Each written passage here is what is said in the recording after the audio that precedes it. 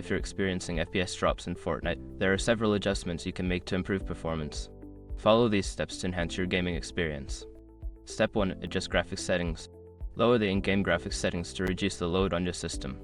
Navigate to the settings menu and set the quality presets to low or medium. Disable features like shadows and anti-aliasing for better performance. Step 2. Update drivers. Ensure your graphics card drivers are up to date.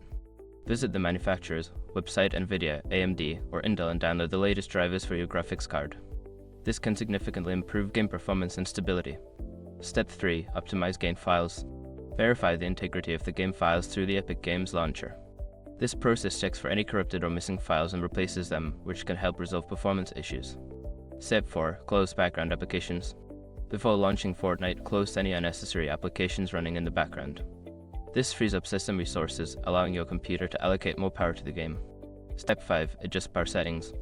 Change your computer's power settings to high performance. Go to the control panel, select power options, and choose the high performance plan. This setting ensures your system runs at maximum capability while gaming. By following these steps, you should see an improvement in your Fortnite performance. Enjoy your gaming experience.